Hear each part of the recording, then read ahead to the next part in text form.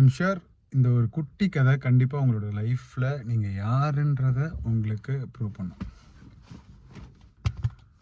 ஒரு ராஜா வந்து தன்னோட வாரிசான ஒரு பையனை கூப்பிட்டுட்டு ஒரு காட்டுக்குள்ளே போகிறாரு. பெரிய அடர்ந்த காடு.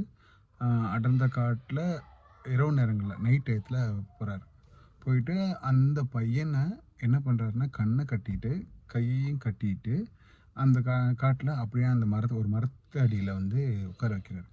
உட்கார வச்சுட்டு என்ன பண்ணுறாரு, அப்படியே அந்த நடந்து அப்படியே விட்டுட்டு நடக்க ஆரம்பிக்கிறார். அந்த பையன் என்ன பண்ணுறான் அப்படின்னு பார்த்தீங்கன்னா, அப்பா அப்பா அப்பான்னு கத்துறான். ஒவ்வொரு பீரியடில் வந்து அவங்க அப்பாவோட கால் சத்தம் வந்து சத்தம் கேட்குறது நின்றுச்சு. நின்ன உடனே என்ன ஆகுது, இந்த பையனோட சவுண்டு நின்றுச்சு. சரி அப்பா கிளம்பிட்டாரு அப்படின்னு சொல்லிட்டு இந்த இடத்துல நம்ம என்னன்னா அந்த பையனுக்கு என்ன தோணுது அப்படின்னா, அப்பா நம்மளை விட்டுட்டு போயிட்டாரு அப்படின்னு சொல்லும்போது நல்லா புரிஞ்சுங்க. அந்த இடத்துல ஒரு அடர்ந்த காட்டில் இருக்கிறான் அந்த பையன். அவங்க அப்பாவும் விட்டுட்டு போயிட்டாரு.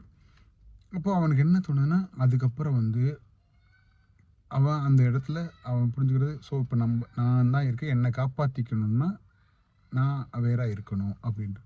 ஸோ அவன் காது ஒவ்வொரு அசைவுகளுமே அவன் கவனிச்சுட்டே வரான். ஏன்னா காட்டில் பொறுத்த வரைக்கும் ஒரு இலை வந்தால் கூட எதுக்காண்டி அசையுதுன்னு நம்ம யோசிப்போம்.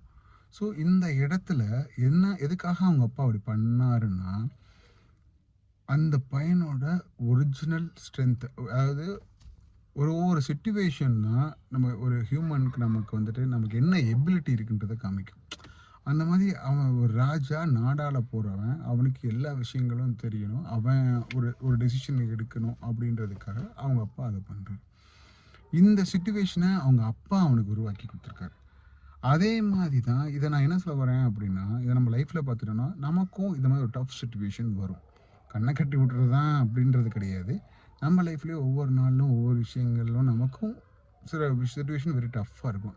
அந்த சிச்சுவேஷனை கண்டு பயப்படுறதை காட்டிலும் அந்த சிச்சுவேஷன் எப்படி ஹேண்டில் பண்ணணும், அந்த சிச்சுவேஷன் நமக்கு எதுக்காக இருக்குன்றதை நம்ம கற்றுக்கணும். அது ஒன்று. இது லைஃப்பில் 2 விஷயங்கள் நம்ம பார்க்கலாம். ஒன்று சிச்சுவேஷனாக உங்கள் அப்பா வந்து அந்த பையனுக்கு அந்த சிச்சுவேஷனை உருவாக்கி கொடுத்தாரு. நாமளே அந்த மாதிரி சிச்சுவேஷனை தேடி நம்ம யாருன்னு நம்ம தெரிஞ்சுக்கலாம். அந்த மாதிரி என் லைஃப்பில் நடந்த ஒரு இன்சிடெண்ட்டை நான் ஏற்கனவே என்னோட ஆர்டிக்கலில் போட்டிருக்கேன். இந்த ஸ்விம்மிங்கில் நடந்தது. அதை நான் நெக்ஸ்ட் வீடியோவில் பேசுவேன். தேங்க்யூ.